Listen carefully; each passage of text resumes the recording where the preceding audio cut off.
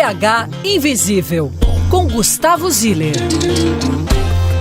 Alô, Belo Horizonte, está começando o segundo episódio de BH Invisível, um programa, ou melhor, um projeto que é uma celebração e um mapeamento de estarmos vivendo intensamente essa cidade aqui agora.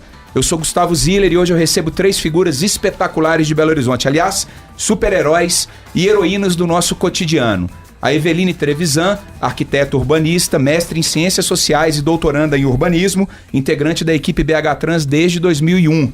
Bernardo Biagioni, que é escritor, fotógrafo, curador e corredor, também formado em jornalismo pela PUC Minas e pós-graduado em arte contemporânea pela Escola Guinhar. Atualmente é curador da Galeria de Arte Quarto Amado e articulista do Calma, um projeto de corridas e caminhadas por nossa Belo Horizonte. E a Anny Oviedo, mestranda em Relações Internacionais, ela estuda reformas urbanas na América Latina. Aqui em BH, ela é uma das articulistas do movimento Tarifa Zero, existente e ativo em muitas outras cidades do país. Esse movimento investiga e divulga dados importantes sobre o transporte coletivo. Acho que muita gente já ouviu falar. Eu vou passar a bola para os nossos 3 convidados aqui, fazendo uma pergunta já, assim, vou começar com a Eveline. Ok. Como que você anda por BH? Como que você vai e vem? Qual que é o seu modal no transporte público, Eveline? Bom, basicamente, primeiro, olá a todos, Ziller, Biagioni, Anny, é uma delícia discutir mobilidade aqui. Bom, meu dia a dia, ele é da seguinte forma, basicamente eu acordo, eu vou caminhando fazer ginástica de manhã cedo antes do trabalho. Volto para casa, eu vou de carro para BH Trans, 3 vezes na semana eu tenho aula na escola de arquitetura e da minha casa para a escola de arquitetura eu vou de bicicleta. Para mim é muito mais fácil porque eu pego o Prudente de Moraes, eu moro ali no Vila Paris, é mais tranquilo para mim. A ida da minha casa para BH Trans de bicicleta, eu deveria estar com uma capacidade respiratória um pouco melhor do que eu tô. Mas é isso, eu acho que, na verdade, a gente tem uma opção principal por um modo de transporte, mas acho que todos nós variamos muito o modal durante o dia, durante o mês. Então, basicamente, eu caminho, eu dirijo e eu ando de bicicleta. Acho que esses são meus 3 modos principais de deslocamento na cidade. Biagioni, e tu, meu irmão? Como é que você anda por essa Belo Horizonte? Além de correr, né? Bom, pois é, há pouco tempo aprendi que corrida também é um modal, também é possível. Inclusive hoje me interessa muito a figura do pedestre, né? Me tornei um pedestre assumido, assim. Ao longo do meu dia, a caminhada faz parte da rotina. E a bicicleta se incorpora em longas distâncias, tento evitar ao máximo o uso de carros, mas tenho que usar, é preciso, né? Sobretudo quando eu vou voltar para casa à noite. Então tento intercalar essa rotina de usar a corrida como um modal, usar a bicicleta para longas distâncias na própria cidade e ter o carro ali para as eventualidades necessárias. Anny, você? Como que vai e vem aqui na BH, querida? Então, eu ando a pé de ônibus, porque eu não tenho carro nem carteira, e eu, em geral, uso pouco aplicativo de transporte, porque eu acho eles caros, assim. Então, eu dou sorte de que, como eu tô no mestrado, eu tenho horários flexíveis, então se eu tenho que ir pro campus, eu pego um ônibus. E aí, grandes aventuras. Porque ou eu pego um suplementar, e ele é um pequeno veículo no qual tem 500 pessoas. Já entrou uma senhora com uma galinha uma vez, enquanto eu estava indo Sério? carro. Sim. Que loucura. Ou então, eu moro na região oeste. Então, para ir pro centro, eu pego 2101, que é um ônibus azul, que é um ônibus que me dá muita alegria, porque ele passa muito, inclusive de madrugada. Logo, eu saio de madrugada para lugares perto de onde este ônibus passa. Eu estabeleci uma relação de confiança com os motoristas da madrugada, então eu posso cochilar dentro do ônibus, eles me acordam onde eu tenho que descer. Eu pego carona com os amigos que têm carro, ocasionalmente, e eu ando a pé. Eu tenho muito medo de atravessar a rua, então eu sou muito assustada enquanto pedestre. Eu espero o sinal abrir e as pessoas me olham esquisito. E eu caminho, e é isso. Eu pego o metrô às vezes. Você falou uma coisa legal dessa relação sua com os motoristas de ônibus. Você acha que isso é uma característica da nossa cidade, de ainda permitir isso, do cara te chamar pelo nome ou você chamá-lo pelo nome? Ou você acha que seria possível em qualquer lugar do Brasil? Não, eu acho que a gente, em Belo Horizonte especificamente, tem isso porque a maioria dos ônibus, eles fazem bairro, centro, bairro. E aí é isso, né? A maioria dos passageiros conhece só a sua própria metade do ônibus. Então, a maioria dos passageiros conhece o próprio bairro e até o centro, né? A outra metade são outras pessoas, é um lugar desconhecido, né? Porque, às vezes, você não sabe pra onde que o ônibus vai mesmo. E eu vejo, por exemplo, eu moro no Grajaú. Na verdade, eu moro nos 4 quarteirões de Alto Barroca, rodeados pelo Grajaú, né? Assim. Autobarroca, autonomismo, né? Ok. E aí, tem muitos velhinhos e muitas velhinhas. Então, tem vários... Gente, é maravilhoso isso. Vários momentos que você pega o ônibus, ele tá cheio. E aí, tem muitos velhinhos na porta da frente. Que se olham pra ver quem tem mais direito de ficar sentado. Que legal. Você vê claramente esse momento. E todo mundo chama o motorista pelo nome, assim. Reclama abertamente que ele tá correndo demais. Aí, ele anda muito devagar e todo mundo fica travado, etc. Porque o bairro, ele tem muito isso, assim. E quando eu pego o suplementar que vai pro campus, que aí é muito mais... Ele é o escolar da região oeste. Ele passa por todas as escolas da região oeste, todas. Então, assim, coração de mãe, gente, assim... Não, desce todos os meninos do Cefet, são 50, num veículo do tamanho desta mesa. E ele continua cheio, assim. Então, ele tem essa mágica. E o motorista, ele vê a gente correndo atrás dele e ele espera. Tipo assim, ainda mais de manhã, ele olha nos nossos olhos e vê o sofrimento, assim. Então, ele espera. Então, você tem uma proximidade. Como eu pego o ônibus todo dia, o tempo todo, que você cria esse vínculo, de fato, assim. Tem gente que você sempre vê dentro do ônibus e tal, assim. Isso é incrível. Eveline Bernardo, uma pergunta. Ponto A, a casa de vocês. Ponto B, o trabalho. Ou o principal lugar que vocês gastam mais tempo na cidade. Tudo que está no meio é Belo Horizonte. Essa Belo Horizonte é uma inimiga? A de hoje? Ela é um problema para quem se locomove do ponto A para o ponto B? Ou vocês acham que a gente já está num estágio de cidade que isso está se resolvendo? Eveline, por favor. Bom, é uma pergunta capciosa. Sim. Na verdade, eu acho... Proposital. Sim, na verdade, eu acho que sim, pode ser um problema. Eu acho, principalmente, se você tem poucas opções de escolha, você fica muito refém das condições que são impostas. Eu vejo isso claramente. Quando eu escolhi me mudar para o Vila Paris, foi pensado na possibilidade de estar próximo da BH Trans, do meu trabalho, estar próximo da minha escola, onde eu estudo, enfim... eu acho que há possibilidades da gente... Quando você tem possibilidade, você tem uma vida mais fácil. Isso não é uma constante, a gente sabe disso. Né? Você tem pessoas morando em regiões muito periféricas e que gastam um tempo muito grande de deslocamento.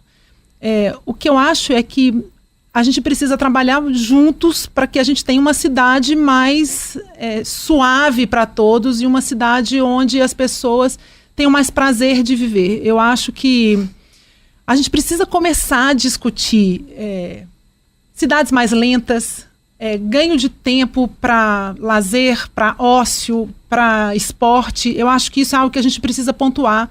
E se a gente não fizer uma reflexão e uma revisão da nossa forma de deslocamento, das oportunidades que muitas vezes estão tão longe dos locais de moradia, se a gente não repensar a questão de ocupação de uso do solo, né, a gente precisa repensar uma cidade mais adensada.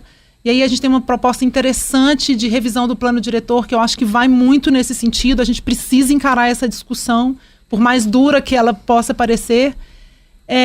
Eu acho que a gente eu acho que a gente vai permanecer numa situação que é uma situação ainda muito difícil para a maioria das pessoas.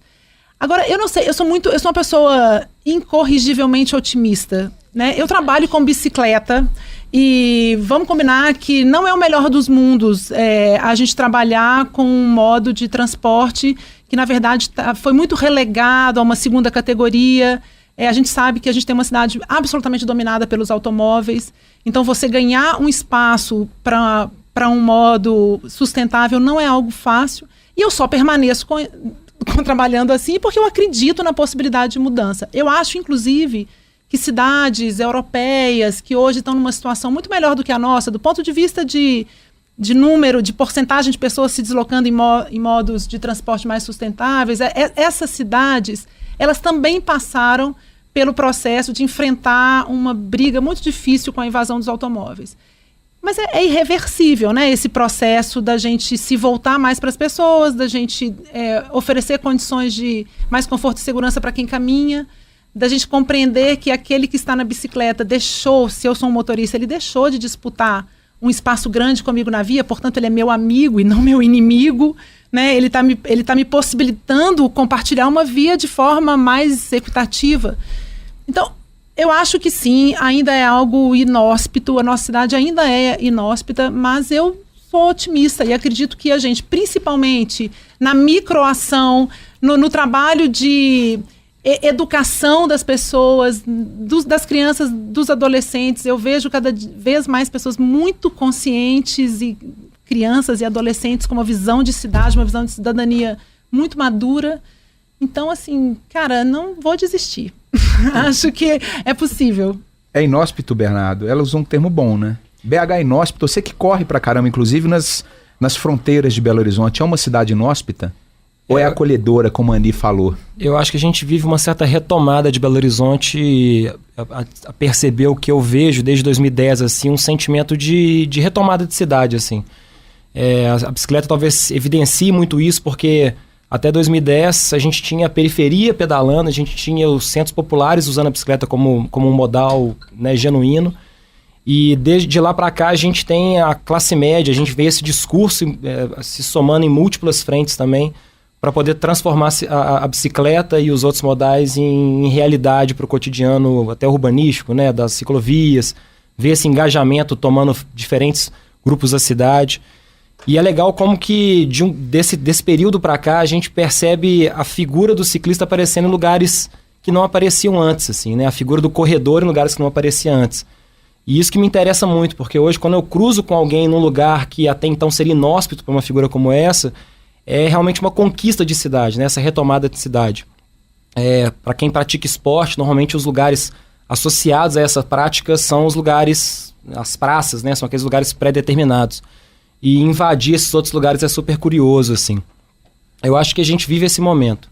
Esse momento é o aqui e agora que a gente fala no BH Invisível, né? Aqui e agora é o melhor lugar para estar no país, talvez na América Latina.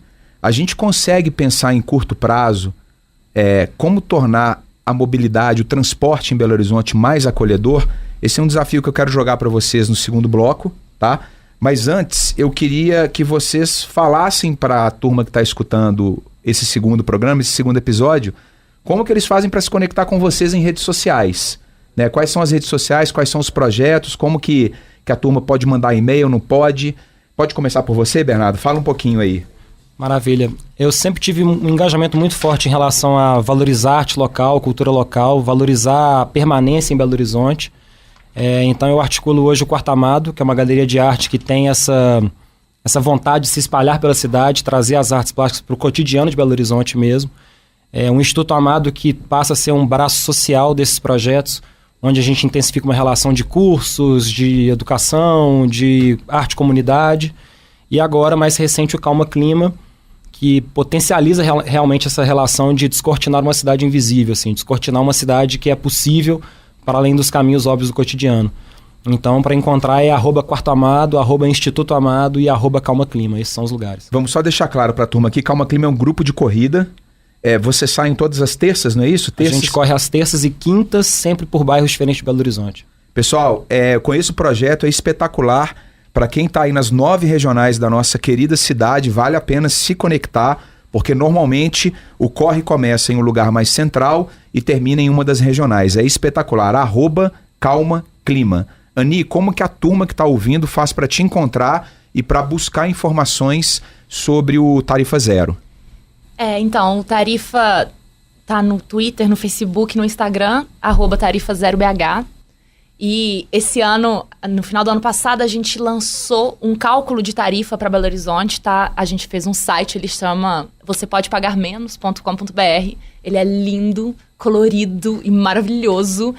E a tarifa é mais barata, tá? A gente tá sendo roubado, aviso. Vão lá, dá uma olhada. E a gente tá lá, se quiser mandar e-mail pra gente, a gente tem um e-mail, tarifa0bh@gmail.com. Eu sou a favor de e-mail, tá? Não me mandem zap, não façam nada disso, manda e-mail.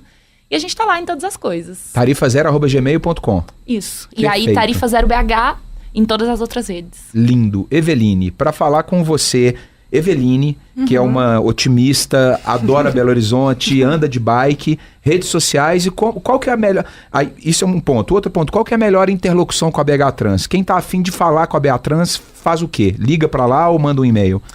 Bom, a BH Trans atualmente está bastante ativa nas redes sociais. Então, tem o Twitter da BH Trans, tem o Facebook da BH Trans. Eu acho que são boas entradas. Agora, eu sempre passo meu e-mail institucional para assuntos relacionados à questão da mobilidade ativa. Ou seja, desses projetos que eu coordeno, que é o programa de bicicleta, o programa cicloviário Pedala BH, e projetos, por exemplo, de Zona 30, que são projetos de redução de velocidade muito voltados, não só para o ciclista, mas também para o pedestre. Então, o meu e-mail institucional, ele é aberto, toda apresentação que eu faço, ele está disponível na última tela.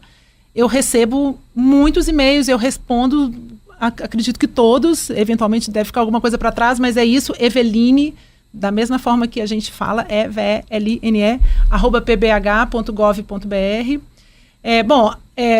Eu estou no Facebook, estou no Instagram. O que eu faço uma miscelânea entre vida profissional e vida particular, porque também não sei dividir isso muito bem.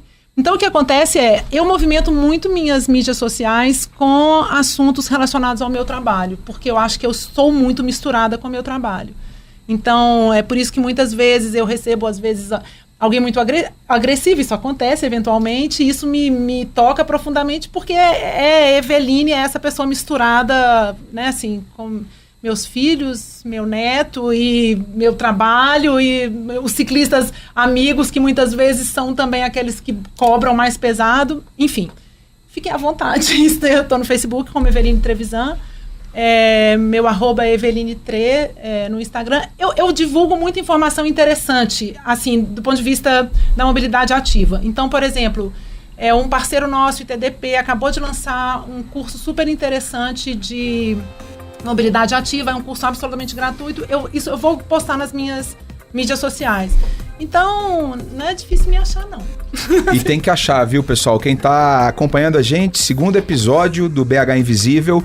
O BH Invisível tá nas redes sociais, no @BH Invisível. Você acha a gente no Instagram, Twitter, para mandar um e-mail para cá para sugerir pauta, sugerir convidados, sugerir o que você quiser para melhorar a nossa cidade, que aliás é a cidade mais legal do Brasil. bhinvisível@gmail.com. Se quiser postar alguma coisa, usa a hashtag BH Invisível. A gente vai encerrar o primeiro bloco aqui. Vamos voltar com uma história invisível e a gente continua o bate-papo com esses heróis, essas heroínas aqui de Belo Horizonte, que tem muita gente bacana. Essa cidade está efervescente, vale a pena a gente cada vez mais se conectar com ela de diversas formas. BH Invisível faz um intervalo e volta em instantes.